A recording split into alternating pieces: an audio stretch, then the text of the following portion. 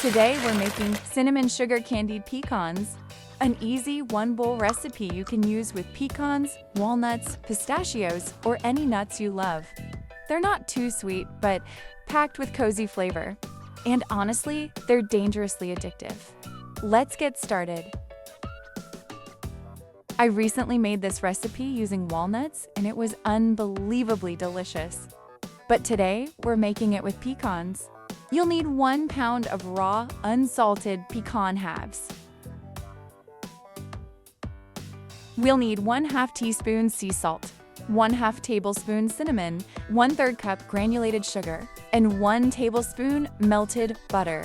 And optional but highly recommended, 1 teaspoon of cayenne pepper for that perfect little kick. You'll need 1 large egg white. Just separate it and add the egg white to your mixing bowl. 2 teaspoons of water and 2 teaspoons of vanilla extract. Whisk until it becomes very frothy. I'm using my stand mixer, but a hand mixer or a regular whisk works too. Once it's frothy, add the sugar, cinnamon, salt, and cayenne. Mix for about 20 seconds just until everything comes together. It should look just like this. Now pour in the pecans and toss until they're fully coated. Finally, add the melted butter and mix again. They already smell sweet, cozy, and full of warm holiday flavor.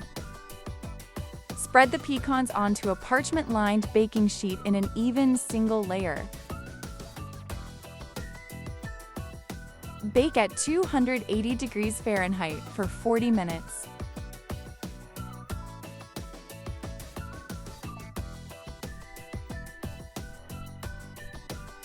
Stirring every 10 minutes. I stirred mine 3 times total so they roast evenly.